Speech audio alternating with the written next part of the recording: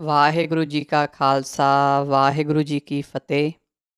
ਆਪਾਂ ਫਿਰ ਤੋਂ ਹਾਜ਼ਰ ਹੋਏ ਹਾਂ ਜੀ ਹਮ ਹਿੰਦੂ ਨਹੀਂ ਕਿਤਾਬ ਲੈ ਕੇ, ਜਿਹੜੀ ਭਾਈ ਕਾਹਨ ਸਿੰਘ ਨਾਭੇ ਹੋਣਾ ਨੇ ਲਿਖੀ ਹੋਈ ਆ।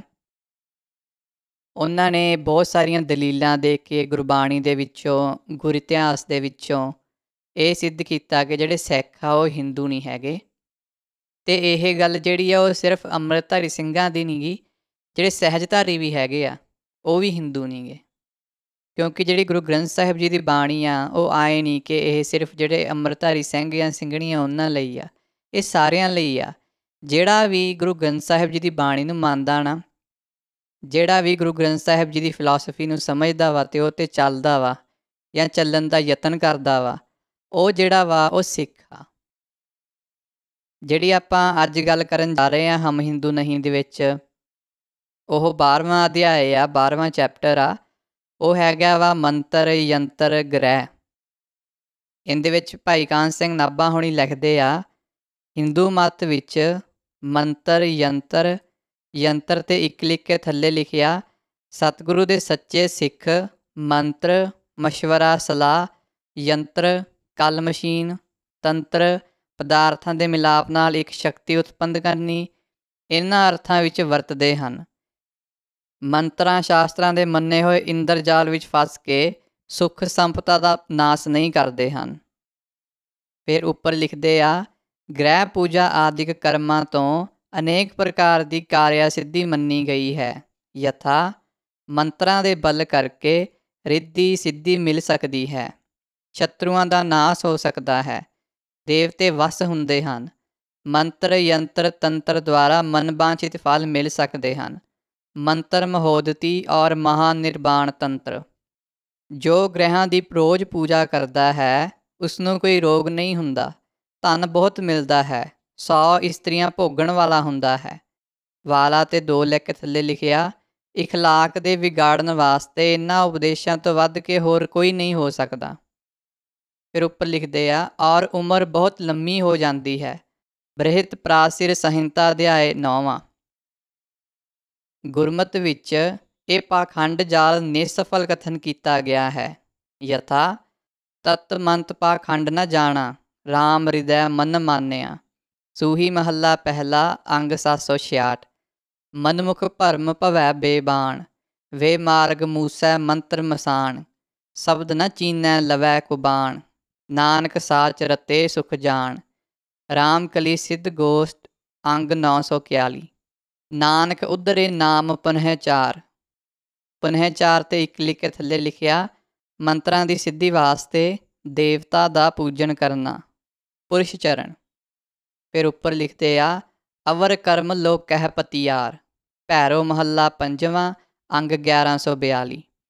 ਸਤ ਸੰਤੋਖ ਦਇਆ ਧਰਮ ਸੁਚ, ਸੰਤਨ 'ਤੇ ਇਹੋ ਮੰਤ ਲਈ। ਬਿਲਾਵਲ ਮਹੱਲਾ ਪੰਜਵਾਂ ਅੰਗ 822। ਯੰਤਰ ਮੰਤਰ ਆਦਿਕ ਵਹਿਮਾਂ ਬਾਬਤ ਭਾਈ ਗੁਰਦਾਸ ਜੀ ਲਿਖਦੇ ਹਨ, ਰਿੱਧ ਸਿੱਧ ਨਿੱਧ ਪਾਖੰਡ ਬਹੁ, ਤੰਤਰ ਮੰਤਰ ਨਾਟਕ ਅਗਲੇਰੇ। ਵਿਰਾਰਾਧਨ ਜੋਗਣੀ ਮੜੀ ਮਸਾਣ, ਵਿਡਾਣ ਕਨੇਰੇ। ਸਾਧ ਸੰਗਤ ਗੁਰ ਸ਼ਬਦ ਵਿਣ, ਥਾਉ ਨ ਪਾਇਨ ਭਲੇ ਭਲੇਰੇ। ਕੂੜ ਇੱਕ ਗੰਢੀ 100 ਫੇਰੇ। ਭਾਈ ਗੁਰਦਾਸ ਵਾਰ ਪੰਜਵੀਂ। ਦੇਵੀ ਦੇਵ ਨ ਸੈਵਕਾਂ, ਤੰਤ ਨ ਮੰਤ ਨ ਫੁਰਨ ਵਿਚਾਰੇ। ਫੁਰਨ 'ਤੇ 2 ਲਿਖ ਕੇ ਥੱਲੇ ਲਿਖਿਆ ਜੀ, ਅੰਗਾਂ ਦਾ ਫਰਕਣਾ। ਗੁਰਮੁਖ ਪੰਥ ਸੁਹਾਵੜਾ, ਧੰਨ ਗੁਰੂ ਪਿਆਰੇ। ਭਾਈ ਗੁਰਦਾਸ ਵਾਰ 40ਵੀਂ। ਤੰਤਰ ਮੰਤਰ ਪਾਖੰਡ ਕਰ ਕਲਹੈ, ਕ੍ਰੋਧ ਬਹੁ ਵਾਦ ਵਧਾਵੈ। ਫੋਕਟ ਧਰਮੀ ਭਰਮ ਭੁਲਾਵੈ। ਭਾਈ ਗੁਰਦਾਸ ਵਾਰ ਪਹਿਲੀ। ਤੰਤ ਮੰਤ ਰਾਸਾਇਣਾ, ਕਰਾਮਾਤ ਕਾਲਖ ਲਪਟਾਏ। ਕਲਯੁਗ ਅੰਦਰ ਭਰਮ ਭੁਲਾਏ। ਭਾਈ ਗੁਰਦਾਸ ਵਾਰ ਪਹਿਲੀ। ਧ੍ਰਿਗ ਜਿਹਬਾ ਗੁਰ ਸ਼ਬਦ ਵਿਣ, ਹੋਰ ਮੰਤਰ ਸਿਮਰਣੀ। ਭਾਈ ਗੁਰਦਾਸ ਵਾਰ 27ਵੀਂ। ਤੰਤ ਮੰਤ ਪਾਖੰਡ ਲੱਖ, ਬਾਜੀਗਰ ਬਾਜਾਰੀ ਨੰਗੈ। ਗੁਰ ਸਿੱਖ ਪੂਜੈ ਭਾਵ ਹੋ ਸੰਗੈ। ਭਾਈ ਗੁਰਦਾਸ ਵਾਰ 28ਵੀਂ। ਸਤਿਗੁਰੂ ਸ਼ਬਦ ਸੁਰਤ ਲਿਵ ਮੂਲ ਮੰਤਰ, ਆਨ ਤੰਤਰ ਮੰਤਰ ਕੀ ਨ ਸਿੱਖਣ ਪ੍ਰਤੀਤ ਹੈ। ਕਬਿੱਤ ਭਾਈ ਗੁਰਦਾਸ। ਦੇਖੋ ਕਿੰਨੀਆਂ ਵਾਰਾਂ ਦੇ ਵਿੱਚ ਭਾਈ ਗੁਰਦਾਸ ਜੀ ਨੇ ਇਹਨਾਂ ਬਾਰੇ ਲਿਖਿਆ ਵਾ। ਆਪਾਂ ਨੂੰ ਜਿਹੜੀਆਂ ਭਾਈ ਗੁਰਦਾਸ ਜੀ ਦੀਆਂ ਵਾਰਾਂ ਨਾ ਜੀ, ਉਹ ਜ਼ਰੂਰ ਪੜ੍ਹਨੀਆਂ ਚਾਹੀਦੀਆਂ ਵਾ। ਗੁਰਬਾਣੀ ਵੀ ਆਪਾਂ ਪੜ੍ਹੀਏ, ਗੁਰੂ ਗ੍ਰੰਥ ਸਾਹਿਬ ਜੀ ਦੀ, ਦਸਮ ਗੁਰੂ ਗ੍ਰੰਥ ਸਾਹਿਬ ਜੀ ਦੀ, ਸਰਬਲੋਕ ਗ੍ਰੰਥ ਸਾਹਿਬ ਜੀ ਦੀ। ਭਾਈ ਗੁਰਦਾਸ ਜੀ ਦੀਆਂ ਵਾਰਾਂ ਨਾ ਬਹੁਤ ਖੋਲ੍ਹ ਕੇ ਐਕਸਪਲੇਨ ਕਰਦੀਆਂ। ਹੈ ਤਾਂ ਉਹ ਗੁਰਬਾਣੀ ਦੇ ਇਰਦ ਗਿਰਦ ਹੀ, ਪਰ ਉਹਨੂੰ ਹੋਰ ਐਕਸਪਲੇਨ ਕਰਦੀਆਂ। ਤੁਸੀਂ ਕਹਿ ਲਓ ਕਿ ਕਾਮਨ ਟਰਮੀਨੋਲੋਜੀ ਦੇ ਵਿੱਚ ਗੁਰਬਾਣੀ ਦੀ ਐਕਸਪਲੇਨੇਸ਼ਨ ਆ ਭਾਈ ਗੁਰਦਾਸ ਜੀ ਦੀਆਂ ਵਾਰਾਂ। ਟੀਕੇ ਵੀ ਕੀਤੇ ਹੋਏ ਆ ਭਾਈ ਗੁਰਦਾਸ ਜੀ ਦੀਆਂ ਵਾਰਾਂ ਦੇ। ਭਾਈ ਵੀਰ ਸਿੰਘ ਜੀ ਦੇ ਨਾਨਾ ਜੀ ਸੀਗੇ ਸ਼ਾਇਦ, ਗਿਆਨੀ ਹਜ਼ਾਰਾ ਸਿੰਘ ਜੀ, ਉਹਨਾਂ ਵੱਲੋਂ ਟੀਕਾ ਕੀਤਾ ਗਿਆ ਵਾ, ਅਤੇ ਭਾਈ ਵੀਰ ਸਿੰਘ ਜੀ ਨੇ ਉਹਦੇ ਭਾਵ ਅਰਥ ਕਰਕੇ ਉਹ ਛਪਵਾਇਆ ਵਾ। ਫਿਰ ਗਿਆਨੀ ਹਰਬੰਸ ਸਿੰਘ ਹੋਣਾ ਨੇ ਵੀ ਟੀਕਾ ਕੀਤਾ ਹੋਇਆ ਵਾ। ਕਾਫੀ ਤਰ੍ਹਾਂ ਦੇ ਟੀਕੇ ਮਿਲਦੇ ਆ ਆਪਾਂ ਨੂੰ। ਅਤੇ ਭਾਈ ਗੁਰਦਾਸ ਜੀ ਦੀ ਜਿਹੜੀ ਬਾਣੀ ਆ ਨਾ, ਉਹ ਸੌਖੀ ਆ। ਮਤਲਬ ਜੇ ਤੁਸੀਂ ਪੜ੍ਹਦੇ ਆ ਤਾਂ ਤੁਹਾਨੂੰ ਸਮਝ ਲੱਗਦੀ ਆ। ਕਈ ਸ਼ਬਦ ਔਖੇ ਵੀ ਹੋਣਗੇ, ਪਰ ਬਹੁਤ ਹੀ ਜਿਵੇਂ ਸਰਲ ਭਾਸ਼ਾ ਦੇ ਵਿੱਚ ਕਹਿ ਦਿਓ, ਉਸ ਤਰੀਕੇ ਨਾਲ ਲਿਖੀ ਹੋਈ ਆ। ਅਤੇ ਉਹਦਾ ਵੀ ਪਾਠ ਜਿਹੜੇ ਆ ਉਹ ਸਿੰਘ ਕਰਦੇ ਆ। ਸੂਰਜ ਪ੍ਰਕਾਸ਼ 'ਚ ਇੱਕ ਕਥਾ ਆਉਂਦੀ ਆ ਕਿ ਗੁਰੂ ਅਰਜਨ ਦੇਵ ਜੀ ਦੇ ਸਮੇਂ 'ਤੇ ਇੱਕ ਸਿੱਖ ਜਿਹੜਾ ਹੁੰਦਾ ਵਾ, ਉਹ ਭਾਈ ਗੁਰਦਾਸ ਜੀ ਦੀਆਂ ਵਾਰਾਂ ਦਾ ਪਾਠ ਕਰ ਰਿਹਾ ਹੁੰਦਾ, ਅਤੇ ਉਹਦੇ ਕੋਲ ਦੂਜੇ ਸਿੱਖ ਪਹੁੰਚ ਜਾਂਦੇ ਆ। ਉਹ ਕਹਿੰਦੇ ਆ ਕਿ ਨਹਿ, ਤੁਸੀਂ ਭਾਈ ਗੁਰਦਾਸ ਜੀ ਦੀਆਂ ਵਾਰਾਂ ਦਾ ਪਾਠ ਕਿਉਂ ਕਰਦੇ ਪਏ ਆ? ਤੁਹਾਨੂੰ ਗੁਰਬਾਣੀ ਪੜ੍ਹਨੀ ਚਾਹੀਦੀ ਆ। ਜਿਵੇਂ ਅੱਜ ਕੱਲ੍ਹ ਆਪਣੇ ਸਮੇਂ ਦੇ ਵਿੱਚ ਹੈਗੇ ਆ ਨਾ ਲੋਕ, ਨਹਿ ਇਹ ਗੁਰੂ ਗੋਬਿੰਦ ਸਿੰਘ ਜੀ ਦੀ ਬਾਣੀ ਥੋੜ੍ਹੀ ਪੜ੍ਹਨੀ ਆ, ਇਹ ਸੂਰਜ ਪ੍ਰਕਾਸ਼ ਥੋੜ੍ਹੀ ਪੜ੍ਹਨਾ ਵਾ, ਇਹ ਵਾਰਾਂ ਭਾਈ ਗੁਰਦਾਸ ਜੀ ਦੀਆਂ ਉਹਨਾਂ ਨੇ ਥੋੜ੍ਹੀ ਲਿਖੀਆਂ, ਤਾਂ ਕਿਸੇ ਹੋਰ ਨੇ ਲਿਖੀਆਂ ਵਾ। ਬਹੁਤ ਸਾਰੇ ਲੋਕ ਮਿਲਦੇ ਆ। ਭਾਈ ਗੁਰਦਾਸ ਜੀ ਦੀਆਂ ਵਾਰਾਂ 'ਤੇ ਵੀ ਆਪਾਂ ਆਉਣ ਵਾਲੇ ਸਮੇਂ 'ਚ ਇੱਕ ਵੀਡੀਓ ਬਣਾਵਾਂਗੇ। ਕੁਛ ਪ੍ਰਸ਼ਨ ਜਿਹੜੇ ਆ ਧਰਮ ਸਿੰਘ ਹੋਣਾ ਨੇ ਵੀ ਪਾਏ ਆ, ਉਹਨਾਂ ਨੇ ਆਪਣੇ ਦੱਸਿਆ ਕਿ ਕਿਉਂ ਨਹੀਂ ਹੈਗੀਆਂ ਵਾਰਾਂ। ਕਿਸੇ ਨੇ ਹੋਰ ਕਮੈਂਟ ਵੀ ਕੀਤੇ ਜਾਂ ਹੋਰ ਗੱਲਾਂ ਹੈਗੀਆਂ। ਉਹਦਾ ਜਵਾਬ ਆਪਾਂ ਆਉਣ ਵਾਲੇ ਸਮੇਂ ਦੇ ਵਿੱਚ ਕੋਸ਼ਿਸ਼ ਕਰਾਂਗੇ ਕਿ ਇੱਕ ਵੀਡੀਓ ਬਣਾਈਏ, ਅਤੇ ਉਹਦਾ ਜਿਹੜੇ ਉੱਤਰ ਆ ਉਹ ਸਾਰੇ ਆਪਾਂ ਉਹ 'ਚ ਦੇਈਏ। ਗੱਲ ਕਰਦੇ ਪਏ ਸੀਗੇ ਆਪਾਂ ਗੁਰੂ ਅਰਜਨ ਦੇਵ ਜੀ ਦੇ ਸਮੇਂ ਦੀ, ਅਤੇ ਉਹ ਸਿੱਖ ਨੂੰ ਕਹਿਣ ਲੱਗ ਗਏ ਕਿ ਭਾਈ ਗੁਰਦਾਸ ਜੀ ਦੀਆਂ ਵਾਰਾਂ ਦਾ ਪਾਠ ਨਹੀਂ ਕਰਨਾ। ਉਹ ਫਿਰ ਗੁਰੂ ਸਾਹਿਬ ਕੋਲ ਜਾਂਦੇ ਆ, ਗੁਰੂ ਅਰਜਨ ਦੇਵ ਜੀ ਕੋਲ, ਕਿ ਮਹਾਰਾਜ ਜੀ ਇਹ ਕਹਿੰਦੇ ਪਏ ਆ ਕਿ ਭਾਈ ਗੁਰਦਾਸ ਜੀ ਦੀਆਂ ਵਾਰਾਂ ਦਾ ਪਾਠ ਨਹੀਂ ਕਰਨਾ। ਫਿਰ ਗੁਰੂ ਅਰਜਨ ਦੇਵ ਜੀ ਕਹਿੰਦੇ ਆ ਕਿ ਨਹੀਂ ਭਾਈ ਗੁਰਦਾਸ ਦੀਆਂ ਜਿਹੜੀਆਂ ਵਾਰਾਂ ਵਾ ਉਹ ਪ੍ਰਮਾਣਿਤ ਆ, ਉਹਨਾਂ ਦਾ ਪਾਠ ਕਰ ਸਕਦੇ ਆ। ਜਿੰਨਾ ਚਿਰ ਆਪਾਂ ਇਤਿਹਾਸ ਨਹੀਂ ਨਾ ਪੜ੍ਹਦੇ, ਉਹਨਾਂ ਚਿਰ ਆਪਾਂ ਨੂੰ ਇਹ ਗੱਲਾਂ ਦਾ ਪਤਾ ਨਹੀਂ ਲੱਗਦਾ। ਸੋ ਭਾਈ ਗੁਰਦਾਸ ਜੀ ਦੀਆਂ ਵਾਰਾਂ, ਭਾਈ ਗੁਰਦਾਸ ਜੀ ਦੇ ਕਵਿੱਤ, ਇਹ ਜ਼ਰੂਰ ਪੜ੍ਹੋ। ਉਹਦੇ ਟੀਕੇ ਜਿਹੜੇ ਆ ਉਹ ਆਪਣੇ ਕੋਲ ਹੋਣੇ ਚਾਹੀਦੇ ਆ। ਭਾਵ ਅਰਥਾਂ ਵਾਲਾ ਜੇ ਟੀਕਾ ਮਿਲ ਜੇ ਗਿਆਨੀ ਹਜ਼ਾਰਾ ਸਿੰਘ ਵਾਲਾ, ਉਹ ਤਾਂ ਵਧੀਆ ਗੱਲ ਹੋ ਜੂਗੀ। ਫਿਰ ਕਵਿੱਤਾਂ ਦੇ ਵੀ ਟੀਕੇ ਕੀਤੇ ਹੋਏ ਆ, ਉਹ ਵੀ ਖਰੀਦੋ ਤੁਸੀਂ, ਅਤੇ ਉਹ ਵੀ ਪੜ੍ਹੋ। ਜਿਹੜੀ ਸਿੱਖੀ ਦੀ ਖੁਸ਼ਬੂ ਆ ਨਾ, ਕਿ ਸਿੱਖੀ ਹੈ ਕੀ, ਉਹ ਭਾਈ ਗੁਰਦਾਸ ਜੀ ਦੀਆਂ ਵਾਰਾਂ 'ਚ ਬਹੁਤ ਜ਼ਿਆਦਾ ਮਿਲਦੀ ਆ।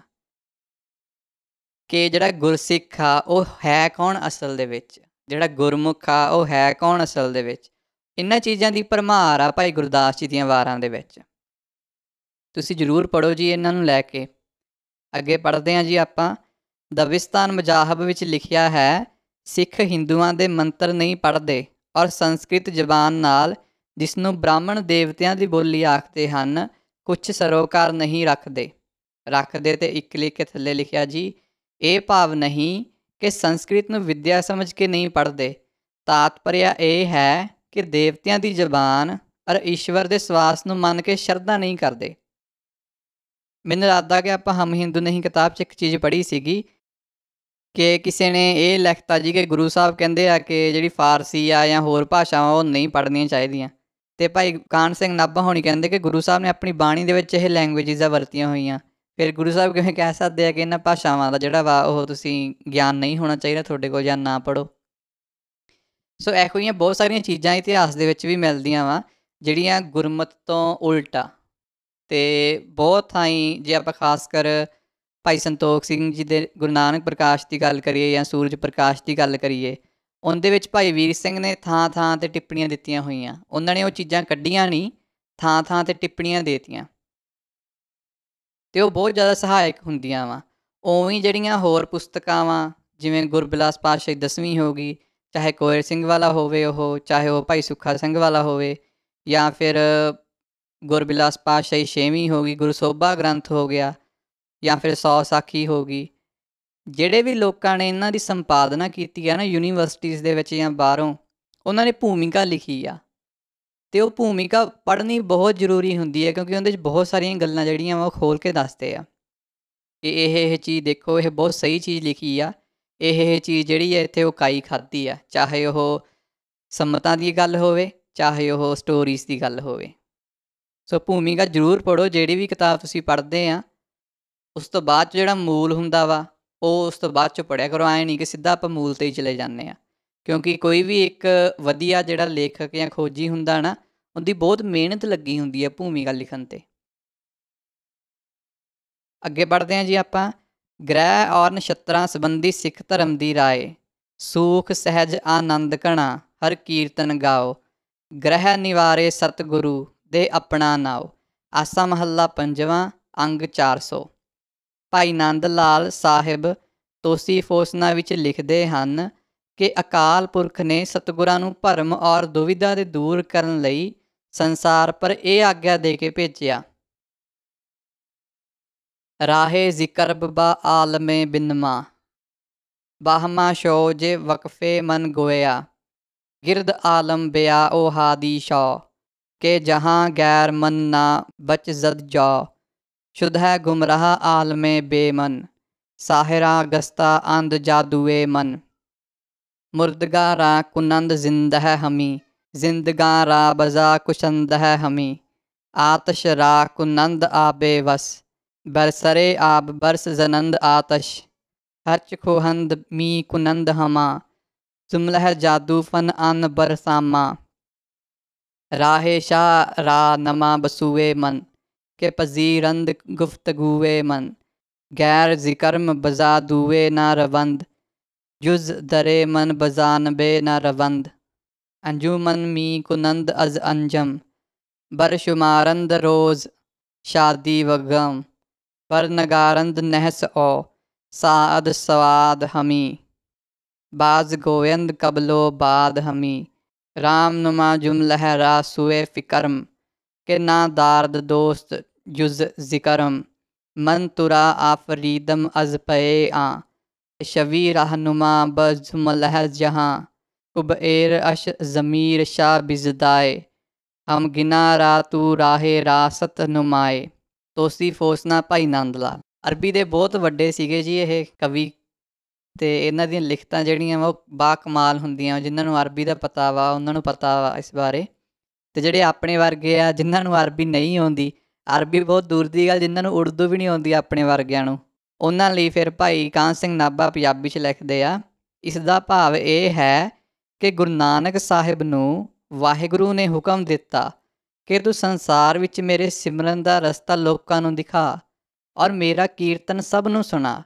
ਤੂੰ ਸਾਰੀ ਦੁਨੀਆ ਨੂੰ ਰਸਤਾ ਦਿਖਾਉਣ ਵਾਲਾ ਹੈ ਔਰ ਸਭ ਨੂੰ ਨਿਸ਼ਚਾ ਕਰਾ ਕਿ ਇਹ ਤੁੱਛ ਸੰਸਾਰ ਮੈਥੋਂ ਬਿਨਾਂ ਇੱਕ ਜੌਂ ਦੇ ਬਰਾਬਰ ਵੀ ਕੀਮਤ ਨਹੀਂ ਰੱਖਦਾ। ਮੈਨੂੰ ਭੁੱਲ ਕੇ ਸੰਸਾਰ ਗੁੰਮਰਾਹ ਹੋ ਗਿਆ ਹੈ ਔਰ ਮੇਰੇ ਜਾਦੂਗਰ 'ਤੇ ਇੱਕ ਲਿਖ ਕੇ ਥੱਲੇ ਲਿਖਿਆ ਜੀ, ਜਾਦੂਗਰ ਦਾ ਅਸਲ ਅਰਥ ਅਹਿਲੇ ਕਮਾਲ ਹੈ, ਪਰ ਹੁਣ ਚੇਟਕੀ ਦੇ ਅਰਥ ਵਿੱਚ ਵਰਤਿਆ ਜਾਂਦਾ ਹੈ। ਉੱਪਰ ਲਿਖਦੇ ਆ, ਅਹਿਲੇ ਕਮਾਲ ਪੂਰਨ ਪੁਰਖ ਪਾਖੰਡੀ ਬਣ ਬੈਠੇ ਹਨ। ਜੇਕਰ ਉਹ ਮੁਰਦਿਆਂ ਨੂੰ ਜਿਵਾ ਦੇਣ ਅਤੇ ਜਿਉਂਦਿਆਂ ਨੂੰ ਮਾਰ ਦੇਣ ਦੀ ਸਮਰੱਥਾ ਰੱਖਣ ਅਤੇ ਅਣਹੋਣੀ ਨੂੰ ਹੋਣੀ ਕਰ ਦਿਖਾਉਣ ਔਰ ਕੁਦਰਤ ਦੀ ਰਚਨਾ ਨੂੰ ਵੀ ਪਲਟਾ ਦੇ ਦੇਣ, ਤਾਂ ਵੀ ਉਹ ਆਤਮਦਰਸ਼ੀ ਔਰ ਪਵਿੱਤਰਾਤਮਾ ਨਹੀਂ ਕਹੇ ਜਾ ਸਕਦੇ, ਸਗੋਂ ਅਜਿਹੇ ਲੋਕ ਕੇਵਲ ਚੇਟਕੀ ਔਰ ਪਾਖੰਡੀ ਕਹੇ ਜਾਂਦੇ ਹਨ। ਗੁਰੂ ਗੋਬਿੰਦ ਸਿੰਘ ਜੀ ਨੇ ਵੀ ਆਪਣੀ ਬਾਣੀ ਦੇ ਵਿੱਚ ਲਿਖਿਆ ਜੀ ਕਿ 10 ਅਸੁਰ ਮਾਰ ਕੇ ਆਪਣੇ ਆਪ ਨੂੰ ਫਿਰ ਬ੍ਰਹਮ ਕਹਾਉਣ ਲੱਗ ਗਏ।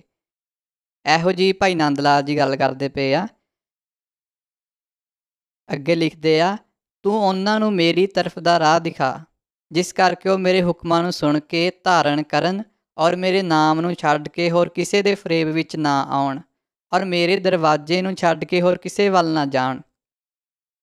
ਪਾਖੰਡੀ ਲੋਕ ਨਛੱਤਰ ਔਰ ਗ੍ਰਹਿਆਂ ਦੀਆਂ ਕੁੰਡਲੀਆਂ ਬਣਾਉਂਦੇ ਹਨ ਔਰ ਦਿਨਾਂ ਦੇ ਭਲੇ ਬੁਰੇ ਫਲ ਮੰਨ ਕੇ ਉਹਨਾਂ ਤੋਂ ਸੁੱਖ ਦੁੱਖ ਦਾ ਹੋਣਾ ਸਮਝਦੇ ਹਨ। ਸ਼ੁਭ ਔਰ ਅਸ਼ੁਭ ਗ੍ਰਹਿਆਂ ਦੇ ਫਲ ਲਿਖਦੇ ਹਨ ਔਰ ਅਗਲੇ ਪਿਛਲੇ ਸਮੇਂ ਦਾ ਹਾਲ ਬਿਆਨ ਕਰਦੇ ਹਨ। ਐਸੇ ਭਰਮੀਆਂ ਨੂੰ ਮੇਰੇ ਧਿਆਨ ਵੱਲ ਲਿਆ ਤਾਂ ਕਿ ਮੇਰੇ ਨਾਮ ਤੋਂ ਛੁੱਟ ਹੋਰ ਕਿਸੇ ਨੂੰ ਉਹ ਆਪਣਾ ਮਿੱਤਰਾ ਨਾ ਬਣਾਉਣ। ਮੈਂ ਤੈਨੂੰ ਇਸੇ ਲਈ ਪੈਦਾ ਕੀਤਾ ਹੈ ਕਿ ਤੂੰ ਸੰਸਾਰ ਵਿੱਚ ਸਭ ਦਾ ਰਹਿਨੁਮਾ ਹੋਵੇਂ। ਤੂੰ ਮੇਥੋਂ ਬਿਨਾਂ ਦੂਜੇ ਦੀ ਮੁਹੱਬਤ ਉਹਨਾਂ ਦੇ ਦਿਲਾਂ ਤੋਂ ਦੂਰ ਕਰ ਔਰ ਸਭ ਨੂੰ ਸੱਚੇ ਰਸਤੇ ਪਰ ਲਿਆ। ਭਾਈ ਗੁਰਦਾਸ ਜੀ ਇਸੇ ਪ੍ਰਸੰਗ ਪਰ ਕਥਨ ਕਰਦੇ ਹਨ। ਗੁਰਸਿੱਖ ਸੰਗਤ ਮਿਲਾਪ ਕੋ ਪ੍ਰਤਾਪ ਐਸੋ, ਪਤਿਵ੍ਰਤ ਏਕ ਟੇਕ ਦੁਵਿਧਾ ਨਿਵਾਰੀ ਹੈ। पूछत न ज्योतक और वेद तिथवार कच, ग्रह और नक्षत्र की न शंका उर धारी है। कबित भाई गुरदास। ਅੱਗੇ ਜਿਹੜਾ ਜੀ ਉਹ 13ਵਾਂ ਚੈਪਟਰ ਸਟਾਰਟ ਹੁੰਦਾ ਵਾ। 13ਵੇਂ ਚੈਪਟਰ ਜਿਹੜਾ ਹੈਗਾ ਉਹ ਹੈਗਾ ਯੱਗ ਹੋਮ। ਮੇਰੇ ਪ੍ਰੇਮੀ ਹਿੰਦੂ ਭਾਈ, ਆਪ ਦੇ ਮਤ ਵਿੱਚ ਯੱਗ ਤੇ ਇੱਕ ਲਿਖ ਥੱਲੇ ਲਿਖਿਆ ਯਜੁਰਵੇਦ ਸਾਰਾ ਯੱਗਾਂ ਦੀ ਮਹਿਮਾ ਔਰ ਵਿਧੀਆਂ ਨਾਲ ਭਰਿਆ ਹੋਇਆ ਹੈ। ਵੇਦਾਂ ਦੇ ਸਮੇਂ ਯੱਗ ਤੋਂ ਵੱਧ ਕੇ ਹੋਰ ਕੋਈ ਉੱਤਮ ਕਰਮ ਨਹੀਂ ਸੀ ਔਰ ਯੱਗ ਜੀਵਾਂ ਦੀਆਂ ਕੁਰਬਾਨੀਆਂ ਨਾਲ ਹੋਇਆ ਕਰਦੇ ਸਨ ਔਰ ਲੋਕਾਂ ਦਾ ਇੱਥੋਂ ਤਾਈਂ ਭਰੋਸਾ ਸੀ ਕਿ ਯੱਗ ਦੁਆਰਾ ਹੀ ਇੰਦਰ ਆਦਿਕ ਪਦਵੀਆਂ ਮਿਲਦੀਆਂ ਹਨ। ਹਿੰਦੂਆਂ ਦਾ ਨਿਸ਼ਚਾ ਹੈ ਕਿ ਰਾਖਸ਼ਾਂ ਦਾ ਰਾਜ ਪ੍ਰਤਾਪ ਤਦ ਨਾਸ ਹੋਇਆ ਸੀ ਜਦ ਵਿਸ਼ਨੂੰ ਨੇ ਬੁੱਧ ਅਵਤਾਰ ਧਾਰ ਕੇ ਯੱਗਾਂ ਦੀ ਨਿੰਦਾ ਕੀਤੀ ਔਰ ਅਹਿੰਸਾ ਧਰਮ ਦ੍ਰਿੜਾਇਆ।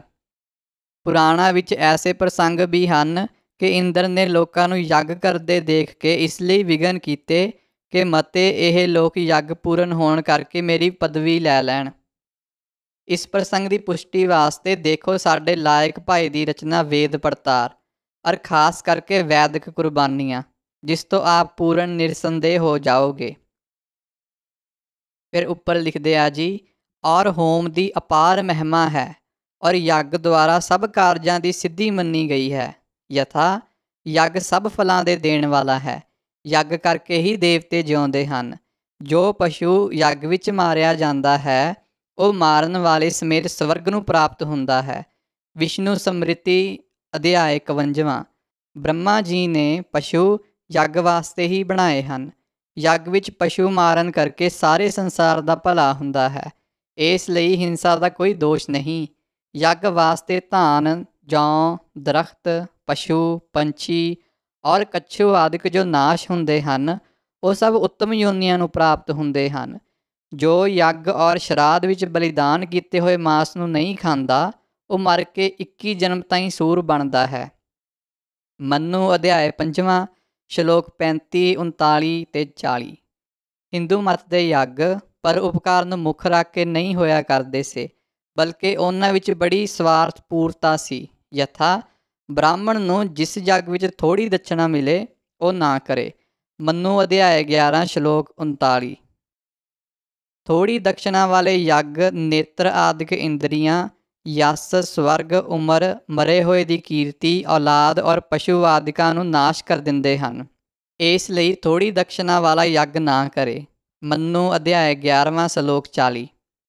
ਕਰੇ ਤੇ ਇੱਕ ਲਿਖ ਕੇ ਥੱਲੇ ਲਿਖਿਆ ਜੀ, ਹੇ ਕਿਰਪਾ ਦੇ ਸਮੁੰਦਰ ਮਨੂ ਜੀ, ਬਹੁਤੀ ਦਖਣਾ ਵਾਲੇ ਯੱਗ ਕਰਦੇ ਹੋਏ ਹਿੰਦੁਸਤਾਨੀ ਸਭ ਕੁਝ ਖੋ ਕੇ ਦਰਿਦਰੀ ਔਰ ਨਿਰਧਨ ਹੋ ਗਏ ਹਨ। ਸਾਨੂੰ ਆਪ ਦੇ ਅਦਭੁਤ ਉਪਦੇਸ਼ ਦਾ ਕੁਝ ਪਤਾ ਨਹੀਂ ਲੱਗਦਾ। ਹੁਣ ਹੋਮ ਦੀ ਮਹਿਮਾ ਸੁਣੋ। ਅੱਗ ਵਿੱਚ ਜੋ ਆਹੂਤੀ ਪਾਈ ਜਾਂਦੀ ਹੈ ਉਹ ਸੂਰਜ ਨੂੰ ਪਹੁੰਚਦੀ ਹੈ ਔਰ ਉਸ ਆਹੂਤੀ ਦਾ ਰਸ ਸੂਰਜ ਵਿੱਚੋਂ ਵਰਖਾ ਹੋ ਕੇ ਟਪਕਦਾ ਹੈ, ਜਿਸ ਤੋਂ ਅੰਨ ਪੈਦਾ ਹੁੰਦੇ ਹਨ ਔਰ ਪ੍ਰਜਾ ਵੱਧਦੀ ਹੈ। ਮਨੂ ਅਧਿਆਇ 3 ਸ਼ਲੋਕ 76। ਵਾਦੀ ਹੈ ਤੇ 2 ਲਿਖ ਕੇ ਥੱਲੇ ਲਿਖਿਆ ਜੀ, ਵੇਦਾਂ ਦੀ ਵੱਡੀ ਤਾਲੀਮ ਹੋਮ ਹੈ। ਜ਼ਮਾਨੇ ਦੀ ਚਾਲ ਨੂੰ ਵੇਖ ਕੇ ਅਰਥਾਂ ਨੂੰ ਉਲਟਾਉਣ ਵਾਲੇ ਸਾਧੂ ਦਇਆਨੰਦ ਜੀ ਵੀ ਆਪਣੀ ਬੁੱਧੀ ਦੇ ਬਲ ਨਾਲ ਵੇਦਾਂ ਵਿੱਚੋਂ ਹੋਮ ਨੂੰ ਨਹੀਂ ਕੱਢ ਸਕੇ ਔਰ ਮਸਲਾ ਇਹ ਘੜਿਆ ਕਿ ਹੋਮ ਨਾਲ ਹਵਾ ਸਾਫ਼ ਹੁੰਦੀ ਹੈ। ਦਇਆਨੰਦ ਨਾਲ ਜਿਹੜੇ ਗਿਆਨੀ ਦਿੱਤ ਸਿੰਘ ਜੀ ਸੀਗੇ ਜੀ, ਉਹਨਾਂ ਦੀ ਇੱਕ ਵਿਚਾਰ ਹੋਈ ਸੀਗੀ ਅਤੇ ਉਹ ਇੱਕ ਕਿਤਾਬ ਰੂਪ ਦੇ ਵਿੱਚ ਵੀ ਛਪੀ ਹੋਈ ਆ ਕਿ ਦਇਆਨੰਦ ਨਾਲ ਮੇਰਾ ਸੰਵਾਦ, ਐਂ ਜੇ ਕਰਕੇ ਆ ਕਿਤਾਬ ਦਾ ਨਾਮ। ਉਹ ਕਿਤਾਬ ਜਿਹੜੀ ਆ ਉਹ ਤੁਸੀਂ ਜ਼ਰੂਰ ਪੜ੍ਹੋ, ਬਹੁਤ ਵਧੀਆ ਕਿਤਾਬ ਆ ਉਹ। ਗਿਆਨੀ ਦਿੱਤ ਸਿੰਘ, ਜਿਹਨਾਂ ਨੂੰ ਪਤਾ ਗਿਆਨੀ ਦਿੱਤ ਸਿੰਘ ਬਾਰੇ, ਉਹਨਾਂ ਦੀ ਲੇਖਣੀ ਇੰਨੀ ਕਮਾਲ ਦੀ ਹੁੰਦੀ ਆ ਕਿ ਜਿਹੜੇ ਭਰਮ ਜਾਲ ਦੇ ਵਿੱਚ ਫਸੇ ਹੋਏ ਸੀਗੇ ਨਾ ਸਿੱਖ ਉਸ ਸਮੇਂ 'ਤੇ, ਜਾਂ ਕਹਿ ਲਓ ਕਿ ਗੁਰਮਤ ਤੋਂ ਵਿਰੁੱਧ ਗੱਲਾਂ ਕਰਦੇ ਸੀਗੇ, ਗਿਆਨੀ ਦਿੱਤ ਸਿੰਘ ਹੋਣਾ ਨੇ ਉਹ ਆਪਣੀ ਲੇਖਣੀ ਨਾਲ ਉਹ ਸਾਰਾ ਭਰਮ ਜਾਲ ਜਿਹੜਾ ਸੀ ਨਾ ਉਹ ਤੋੜ ਕੇ ਰੱਖਤਾ। ਹੁਣ ਵੀ ਉਹਨਾਂ ਦੀਆਂ ਕਿਤਾਬਾਂ ਜਿਹੜੀਆਂ ਵਾ ਉਹ ਬਹੁਤ ਮਾਇਨੇ ਰੱਖਦੀਆਂ ਵਾ। ਆਏ ਨਹੀਂ ਕਿ ਉਸ ਜ਼ਮਾਨੇ ਵਿੱਚ ਹੀ ਮਾਇਨੇ ਰੱਖਦੀਆਂ ਸੀਗੀਆਂ, ਹੁਣ ਦੇ ਸਮੇਂ ਦੇ ਵਿੱਚ ਵੀ ਉਹਨਾਂ ਦੀਆਂ ਕਿਤਾਬਾਂ ਜਿਹੜੀਆਂ ਉਹ ਬਹੁਤ ਮਾਇਨੇ ਰੱਖਦੀਆਂ ਵਾ। ਜਿੱਥੇ ਕਿਤੇ ਵੀ ਤੁਹਾਨੂੰ ਗਿਆਨੀ ਦਿੱਤ ਸਿੰਘ ਹੋਣਾ ਦੀ ਕਿਤਾਬ ਦਿਖੇ ਉਹ ਜ਼ਰੂਰ ਬਾਏ ਕਰੋ, ਉਹ ਜ਼ਰੂਰ ਪੜ੍ਹੋ ਲੈ ਕੇ। ਆਪਾਂ ਅੱਗੇ बढ़ਦੇ ਹਾਂ ਜੀ। ਉਹੀ ਫੁੱਟਨੋਟ, ਇਸ ਵਿੱਚ ਸੰਸਾ ਨਹੀਂ ਕਿ ਜੇ ਗੁੱਗਲ, ਮੁਸ਼ਕ, ਕਾਫੂਰ ਔਰ ਚੰਦਨ ਜਿਹੇ ਪਦਾਰਥ ਜਲਾਏ ਜਾਣ ਤਾਂ ਜ਼ਰੂਰ ਹਵਾ ਸਾਫ਼ ਹੁੰਦੀ ਹੈ, ਪਰ ਹਿੰਦੂ ਮਤ ਵਿੱਚ ਜੋ ਹਵਨ ਦੀ ਸਾਮੱਗਰੀ ਦੱਸੀ ਹੈ ਉਸ ਨਾਲ ਨਹੀਂ। ਗੁੱਗਲ ਆਦਿਕ ਦਾ ਜਲਾਉਣਾ ਤਦ ਠੀਕ ਹੈ ਜੇ ਘਰ ਦੇ ਸਾਰੇ ਕਮਰਿਆਂ ਵਿੱਚ ਧੂਫ ਦਿੱਤੀ ਜਾਵੇ, ਨਾ ਕਿ ਨਦੀ ਦੇ ਕਿਨਾਰੇ ਲੱਕੜਾਂ ਫੂਕ ਕੇ ਔਰ ਧੂਏਂ ਨਾਲ ਅੱਖਾਂ ਦਾ ਸੱਤਿਆਨਾਸ਼ ਕਰਕੇ। ਸਾਧੂ ਦਇਆਨੰਦ ਜੀ ਦੇ ਹੋਮ ਵਿਸ਼ੇ ਬਾਬਤ ਮਨੋਹਰ ਬਚਨ ਸੁਣੋ। ਜੰਗਲ ਵਿੱਚ ਨਦੀ ਦੇ ਕਿਨਾਰੇ ਸਵੇਰੇ ਔਰ ਆਥਣੇ ਇੱਕ ਬਰਤਨ ਵਿੱਚ ਜੋ 16 ਉਂਗਲ ਚੌੜਾ ਔਰ ਇਤਨਾ ਹੀ ਡੂੰਘਾ ਹੋਵੇ ਲੱਕੜਾਂ ਬਾਲ ਕੇ ਹਵਨ ਕਰੇ, ਮੰਤਰ ਪੜ੍ਹ ਕੇ ਆਹੂਤੀਆਂ ਦੇਵੇ। ਹਵਨ ਕਰਕੇ ਪਵਨ ਸ਼ੁੱਧ ਹੁੰਦੀ ਹੈ। ਹੋਮ ਨਾ ਕਰਨ ਕਰਕੇ ਇਸ ਲਈ ਪਾਪ ਹੁੰਦਾ ਹੈ ਕਿ ਪੁਰਸ਼ ਤੋਂ ਦੁਰਗੰਧ ਪੈਦਾ ਹੋ ਕੇ ਹਵਾ ਅਸ਼ੁੱਧ ਹੁੰਦੀ ਹੈ, ਜਿਸ ਤੋਂ ਬਿਮਾਰੀਆਂ ਫੈਲਦੀਆਂ ਹਨ। ਜੇ ਪੁਰਾਣੇ ਸਮੇਂ ਦੀ ਤਰ੍ਹਾਂ ਹੁਣ ਹੋਮ ਹੋਵੇ ਤਾਂ ਹਿੰਦੁਸਤਾਨ ਦੇ ਸਾਰੇ ਰੋਗ ਚਲੇ ਜਾਣ। ਖਾਣ ਨਾਲੋਂ ਹੋਮ ਵਿੱਚ ਘੀ ਜ਼ਿਆਦਾ ਵਰਤਣਾ ਚਾਹੀਏ। ਹਰੇਕ ਆਦਮੀ ਘੱਟ ਤੋਂ ਘੱਟ 6 ਮਾਸੇ ਘੀ ਦੀਆਂ 16 ਆਹੂਤੀਆਂ ਨਿੱਤ ਦੇਵੇ। ਸਤਿਆਰਥ ਪ੍ਰਕਾਸ਼ ਅਧਿਆਇ 3। ਦਇਆਨੰਦ ਨੇ ਇੱਕ ਕਿਤਾਬ ਲਿਖੀ ਸੀ, ਮੈਨੂੰ ਨਾਮ ਭੁੱਲ ਗਿਆ, ਸ਼ਾਇਦ ਉਹ ਇਹ ਹੀ ਹੋਵੇ। ਉਹ 'ਚ ਉਹਨੇ ਗੁਰਬਾਣੀ ਬਾਬਤ ਅਤੇ ਗੁਰੂ ਨਾਨਕ ਦੇਵ ਜੀ ਬਾਬਤ ਵੀ ਬਹੁਤ ਗਲਤ ਲਿਖਿਆ ਸੀਗਾ। ਜਿਨ੍ਹਾਂ ਨੇ ਉਹ ਕਿਤਾਬ ਪੜ੍ਹੀ ਆ ਉਹਨਾਂ ਨੂੰ ਪਤਾ ਹੋਊਗਾ ਕਿ ਕਹਿੰਦਾ ਕਿ ਨਹੀਂ ਜੀ ਇਹ ਤਾਂ ਪਤਾ ਹੀ ਨਹੀਂ ਹੁੰਦਾ ਸੀਗਾ ਕਿ ਜਿਹੜੇ ਸੰਸਕ੍ਰਿਤ ਦੇ ਵਰਡ ਨਹੀਂ ਆਉਂਦੇ ਸੀ ਗੁਰੂ ਨਾਨਕ ਦੇਵ ਜੀ ਨੂੰ। ਬਹੁਤ ਉਹਨੇ ਇਹੋ ਜਿਹੀਆਂ ਗੱਲਾਂ ਲਿਖੀਆਂ ਵਾ। ਇਹ ਉਸ ਸਮੇਂ ਦੇ ਸਿੰਘ ਹੀ ਸੀਗੇ, ਗਿਆਨੀ ਜੱਤ ਸਿੰਘ ਵਰਗੇ ਜਾਂ ਹੋਰ ਸਿੰਘ, ਜਿਨ੍ਹਾਂ ਨੇ ਇਹਨੂੰ ਉੱਤਰ ਦਿੱਤੇ ਅਤੇ ਉਹਨਾਂ ਦੀਆਂ ਲਿਖਤਾਂ ਅੱਜ ਤੱਕ ਉਹ ਝੁਠਲਾ ਨਹੀਂ ਸਕੇ। ਦਇਆਨੰਦ ਦੇ ਜਿਹੜੇ ਚੇਲੇ ਆ, ਜਿਹੜੇ ਆਰਗੂਮੈਂਟ ਰੱਖੇ ਨਾ ਗਿਆਨੀ ਜਿੱਤ ਸਿੰਘ ਹੋਣਾ ਨੇ, ਜਾਂ ਜਿਹੜੇ ਆਰਗੂਮੈਂਟ ਇਸ ਕਿਤਾਬ 'ਚ ਆਪਾਂ ਪੜ੍ਹਦੇ ਪਏ ਭਾਈ ਕਾਹਨ ਸਿੰਘ ਨਾਭਾ ਹੋਣਾ ਨੇ, ਹੋਰ ਸਾਰੀਆਂ ਗੱਲਾਂ ਕਰਨਗੇ ਲੋਕ, ਪਰ ਇਹਨਾਂ ਦੇ ਆਰਗੂਮੈਂਟ ਦੇ ਅਗੇਂਸਟ ਕਾਊਂਟਰ ਆਰਗੂਮੈਂਟ ਨਹੀਂ ਲੈ ਕੇ ਆਉਂਦੇ। ਕੋਈ ਵੀ ਕਿਤਾਬ ਪੜ੍ਹ ਲਓ ਜਿਹੜੀ ਇਹ ਸਾਬਤ ਕਰਦੀ ਹੈ ਕਿ ਸਿੱਖ ਹਿੰਦੂ ਆ, ਉਹ ਅਲੱਗ ਵਿਊ ਪੁਆਇੰਟ ਤੋਂ ਤੁਹਾਨੂੰ ਸਾਬਤ ਕਰਨਗੇ, ਪਰ ਇਹ ਨਹੀਂ ਕਹਿਣਗੇ ਕਿ ਭਾਈ ਕਾਹਨ ਸਿੰਘ ਨਾਭੇ ਨੇ ਇਹ ਲਿਖਿਆ ਵਾ ਅਤੇ ਇਹ ਉਹਦਾ ਕਾਊਂਟਰ ਆਰਗੂਮੈਂਟ ਆ। ਕਿਉਂ? ਕਿਉਂਕਿ ਉਹਨਾਂ ਕੋਲ ਹੈ ਹੀ ਨਹੀਂ ਗਾ ਕੋਈ ਆਰਗੂਮੈਂਟ। ਇਸ ਵੇ ਨਾਲ ਲਿਖੀ ਹੋਈ ਹੈ ਨਾ ਇਹ ਕਿਤਾਬ ਕਿ ਤੁਸੀਂ ਕੋਈ ਕਾਊਂਟਰ ਆਰਗੂਮੈਂਟ ਸੋਚ ਹੀ ਨਹੀਂ ਸਕਦੇ। ਸਾਰੀਆਂ ਚੀਜ਼ਾਂ ਜੇ ਆਪਾਂ ਕਹੀਏ ਕਿ ਫਿਲੋਸਫੀ ਦੇ ਆਧਾਰ 'ਤੇ ਗੱਲ ਕਰਨੀ ਹੋਵੇ, ਹੈ ਨਾ, ਉਹ 'ਚ ਜਿੰਨੀਆਂ ਚੀਜ਼ਾਂ ਆਉਂਦੀਆਂ ਵਾ ਉਹ ਸਾਰੀਆਂ ਇਸ ਕਿਤਾਬ 'ਚ ਲੈ ਕੇ ਇਹ ਸਾਬਤ ਕੀਤਾ ਕਿ ਸਿੱਖ ਜਿਹੜੇ ਆ ਉਹ ਹਿੰਦੂ ਹੈ ਨਹੀਂ ਗੇ। ਬਹੁਤ ਕਮਾਲ ਦੀ ਕਿਤਾਬ ਆ ਇਹ। ਅੱਗੇ ਫਿਰ ਫੁੱਟਨੋਟ ਪੜ੍ਹਦੇ ਹਾਂ ਜੀ, ਕਾਫੀ ਲੰਮਾ ਵਾ। ਹੁਣ ਆਪ ਇਸ ਪਰ ਵਿਚਾਰ ਕਰੋ ਕਿ ਜੇ ਹਵਾ ਸ਼ੁੱਧ ਕਰਨੀ ਹੈ ਤਾਂ ਹਵਨ ਘਰ ਵਿੱਚ ਕਿਉਂ ਨਹੀਂ ਕੀਤਾ ਜਾਂਦਾ? ਜੰਗਲ ਦੀ ਹਵਾ ਤਾਂ ਪਹਿਲਾਂ ਹੀ ਸਾਫ਼ ਹੈ, ਔਰ ਹਵਨ ਪਾਤਰ ਦੇ ਖਾਸ ਮਾਪ ਦੀ ਕੀ ਲੋੜ ਹੈ? ਔਰ ਕਿਆ ਮੰਤਰਾਂ ਨਾਲ ਹਵਾ ਪਰ ਜ਼ਿਆਦਾ ਅਸਰ ਹੁੰਦਾ ਹੈ ਔਰ ਬਿਨਾਂ ਮੰਤਰਾਂ ਹਵਾ ਘੱਟ ਸਾਫ਼ ਹੁੰਦੀ ਹੈ? ਜਿਨ੍ਹਾਂ ਦੇਸ਼ਾਂ ਵਿੱਚ ਹੋਮ ਨਹੀਂ ਹੁੰਦਾ ਉਹਨਾਂ ਨਾਲ ਹੋਮੀਆਂ ਦੀ ਸਿਹਤ ਦਾ ਮੁਕਾਬਲਾ ਕਰਕੇ ਦੇਖੋ, ਜਿਸ ਤੋਂ ਇਸ ਅਨੋਖੇ ਮੰਤਕ ਦੀ ਆਪ ਨੂੰ ਕਦਰ ਮਾਲੂਮ ਹੋਵੇ। ਜੇ ਘਰ ਦਾ ਇੱਕ ਆਦਮੀ ਉੱਗਣ ਔਰ ਆਥਣ 8-8 ਪੈਸਾ ਘਰ ਘੀ ਫੂਕੇ ਤਾਂ ਟੱਬਰ ਦੇ 10 ਆਦਮੀਆਂ ਨੂੰ 160 ਤੋਲੇ ਘੀ ਨਿੱਤ ਹਵਨ ਵਾਸਤੇ ਲੋੜੀਏ ਔਰ ਖਾਣ ਲਈ ਇਸ ਤੋਂ ਵੱਖਰਾ ਰਿਹਾ। ਪੰਡਿਤ ਦਇਆਨੰਦ ਜੀ ਨੇ ਹੋਮ ਵਿਧੀ ਨਾਲ ਜੋ ਹਿੰਦੁਸਤਾਨ ਦਾ ਭਲਾ ਸੋਚਿਆ ਸੀ, ਸਾਥੋਂ ਇਸ ਦੀ 1000 ਰਸਨਾ ਕਰਕੇ ਵੀ ਵਡਿਆਈ ਨਹੀਂ ਕੀਤੀ ਜਾਂਦੀ, ਖਾਸ ਕਰਕੇ ਵਰਤਮਾਨ ਕਾਲ ਵਿਖੇ, ਜਦ ਕਿ 8 ਸ਼ਟਾਂਗ ਵੀ ਨਹੀਂ ਮਿਲਦਾ। ਇਹ ਬਹੁਤ ਵੱਡਾ ਸੀਗਾ ਜੀ ਫੁੱਟਨੋਟ। ਫਿਰ ਉੱਪਰ ਲਿਖਦੇ ਆ, ਯੱਗ ਔਰ ਹੋਮ ਬਾਬਤ ਸਿੱਖ ਧਰਮ ਸਤਿਗੁਰਾਂ ਦੀ ਇਹ ਆਗਿਆ ਹੈ। ਹੋਮ ਜਗ ਤੀਰਥ ਕੀਏ, ਵਿੱਚ ਹੋਮੈ ਵਧੇ ਵਿਕਾਰ, ਨਰਕ ਸੁਰਗ ਦੋਇ ਪੁੰਜਨਾ, ਹੋਏ ਬਹੁਰ ਬਹੁਰ ਅਵਤਾਰ। ਜੈਸੋ ਗੁਰੂ ਉਪਦੇਸਿਆ ਮੈਂ ਤੈਸੋ ਕਹਿਆ ਪੁਕਾਰ, ਨਾਨਕ ਕਹਿ ਸੁਨ ਰੇ ਮਨਾ, ਕਰ ਕੀਰਤਨ ਹੋਏ ਉਧਾਰ। ਗੌੜੀ ਮਹੱਲਾ 5 ਅੰਗ 214। ਹੋਮ ਜਗ ਜਪ ਤਪ ਸਭ ਸੰਜਮ, ਤਟ ਤੀਰਥ ਨਹੀਂ ਪਾਇਆ, ਮਿਟਿਆ ਆਪ ਪਏ ਸਰਣਾਈ, ਗੁਰਮੁਖ ਨਾਨਕ ਜਗਤ ਤਰਾਇਆ। ਭੈਰੋ ਮਹੱਲਾ 5 ਅੰਗ 1139। ਹੋਮ ਜਗ ਸਭ ਤੀਰਥਾ, ਪਰ ਪੰਡਿਤ ਥਕੇ ਪੁਰਾਣ, ਵਿਖ ਮਾਇਆ ਮੋਹ ਨ ਮਿਟਈ, ਵਿੱਚ ਹੋਮੈ ਆਵਣ ਜਾਣ। ਸਤਿਗੁਰ ਮਿਲਿਆ ਮਲ ਉਤਰੀ, ਹਰ ਜਪਿਆ ਪੁਰਖ ਸੁਜਾਨ, ਜਿਨ੍ਹਾਂ ਹਰ ਹਰ ਪ੍ਰਭ ਸੇਵਿਆ, ਜਨ ਨਾਨਕ ਸਦ ਕੁਰਬਾਨ। ਵਾਰਾਂ ਦੇ ਵਧੀਕ ਮਹੱਲਾ 3 ਅੰਗ 1417। ਜਗ ਭੋਗ ਨਈ ਵੇਦ ਲਖ, ਗੁਰਮੁਖ ਮੁਖ ਇੱਕ ਦਾਣਾ ਪਾਇਆ। ਭਾਈ ਗੁਰਦਾਸ ਵਾਰ 7ਵੀਂ। ਲੱਖ ਜਪ ਤਪ ਲੱਖ ਸੰਜਮਾ, ਹੋਮ ਜਗ ਲਖ ਵਰਤ ਕਰਨ ਦੇ, ਗੁਰ ਸਿੱਖੀ ਸੁਖ ਤਿਲ ਨਾ ਲਹੰਦੇ। ਭਾਈ ਗੁਰਦਾਸ ਵਾਰ 28ਵੀਂ। ਹੋਮ ਜਗ ਤਪ ਘਰੇ ਕਰ ਕਰ, ਕਰਮ ਧਰਮ ਦੁਖ ਰੋਈ। ਵਸਨਾ ਆਵੈ ਧਾਮ ਦਾ, ਅਨਖੰਡ ਪਾਖੰਡ ਵਿਗੋਈ। ਭਾਈ ਗੁਰਦਾਸ ਵਾਰ 29ਵੀਂ। ਖੰਡ 'ਤੇ ਇੱਕ ਲਿਖ ਕੇ ਥੱਲੇ ਲਿਖਿਆ ਵਰਨ ਆਸ਼ਰਮਾਂ ਦਾ ਹਿੰਦੂ ਮਤ ਅਨੁਸਾਰ ਕਰਮ।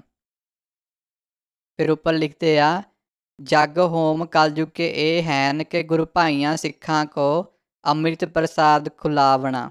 ਖੁਲਾਵਣਾ 'ਤੇ 2 ਲਿਖੇ ਥੱਲੇ ਲਿਖਿਆ ਜੀ ਧਰਮ ਦੀ ਕਮਾਈ ਦਾ ਸਵੱਛਤਾ ਨਾਲ ਬਣਿਆ ਹੋਇਆ ਉੱਤਮ ਭੋਜਨ। ਫਿਰ ਉੱਪਰ ਲਿਖਦੇ ਆ ਅਰ ਆਪ ਕੋ ਨੀਚ ਸਦਾਵਣਾ।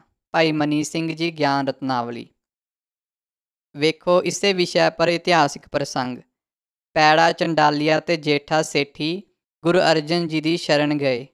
ਜੋ ਤੁਹਾਡੇ ਬਚਨ ਕਰਕੇ ਅਸੀਂ ਕਿਰਤ ਕਰਕੇ ਪ੍ਰਸਾਦ ਸਿੱਖਾਂ ਨਾਲ ਵਰਤਾਏ ਸਕਦੇ ਹਾਂ, ਪਰ ਅਸਾਂ ਨੂੰ ਬ੍ਰਾਹਮਣ ਕਹਿੰਦੇ ਹਨ ਜੋ ਪਹਿਲੇ ਚੱਕੀ ਪੀਸਣ ਵਿੱਚ ਜੀ ਹਿੰਸਾ ਹੁੰਦੀ ਹੈ ਅਤੇ ਬਹੁੜੋ ਵਿੱਚ ਉਖਲੀ ਕੇ ਕੁੱਟਣ ਕਰਕੇ, ਚੁੱਲ੍ਹੇ ਦੇ ਤਪਾਣ ਕਰਕੇ, ਝਾੜੂ ਫੇਰਨ ਕਰਕੇ ਔਰ ਆਟੇ ਦੇ ਛਾਨਣ ਕਰਕੇ ਜੀਓ ਹਿੰਸਾ ਹੁੰਦੀ ਹੈ। ਅੱਗੋਂ ਦੇ ਅਸੀਂ ਦੇਵਤਿਆਂ ਨਿਮਿਤ ਹੋਮ ਆਹੂਤੀਆਂ ਅਗਨ ਵਿੱਚ ਡਾਲਦੇ ਹਾਂ, ਪਿੱਛੋਂ ਪ੍ਰਸਾਦ ਖਾਂਦੇ ਹਾਂ, ਅਤੇ ਤੁਸੀਂ ਆਹੂਤੀਆਂ ਨਹੀਂ ਕਰਦੇ ਤਾਂ ਸਾਡਾ ਪ੍ਰਸਾਦ ਕਿਉਂ ਕਰ ਪਵਿੱਤਰ ਹੁੰਦਾ ਹੈ। ਗੁਰੂ ਅਰਜਨ ਸਾਹਿਬ ਦਾ ਬਚਨ ਹੋਇਆ ਤੁਸੀਂ ਪ੍ਰਿਥਮੇ ਗਰੀਬਾਂ ਸਿੱਖਾਂ ਨੂੰ ਪ੍ਰਸਾਦ ਛਕਾਵੋਗੇ ਅਤੇ ਆਪ ਵੀ ਅਰਦਾਸ ਕਰਕੇ ਵਾਹਿਗੁਰੂ ਕਾ ਨਾਮ ਲੈ ਕੇ ਮੁਖ ਪਾਵੋਗੇ ਤਾਂ ਵਾਹਿਗੁਰੂ ਤੁਹਾਡੇ ਪਰ ਪ੍ਰਸੰਨ ਹੋਵੇਗਾ ਅਤੇ ਸਭ ਵਿਘਨ ਨਾਸ ਹੁੰਦੇ ਹਨ। ਭਾਈ ਮਨੀ ਸਿੰਘ ਜੀ ਭਗਤ ਰਤਨਾਵਲੀ। ਇੱਥੇ ਆਪਾਂ ਵਿਸ਼ਰਾਮ ਲਾਉਣੇ ਆ ਜੀ ਅੱਜ ਦਾ। ਅਗਲਾ ਜਿਹੜਾ ਪਾਠ ਆ ਉਹ ਹੈਗਾ ਸੰਸਕਾਰ ਔਰ ਚਿੰਨ੍ਹ। ਇਹ ਆਪਾਂ ਅਗਲੇ ਪਾਠ ਦੇ ਵਿੱਚ ਪੜ੍ਹਾਂਗੇ। ਇੰਨੀਆਂ ਹੀ ਬੇਨਤੀਆਂ ਪ੍ਰਵਾਨ ਕਰਨੀਆਂ ਜੀ। ਵਾਹਿਗੁਰੂ ਜੀ ਕਾ ਖਾਲਸਾ, ਵਾਹਿਗੁਰੂ ਜੀ ਕੀ ਫਤਿਹ।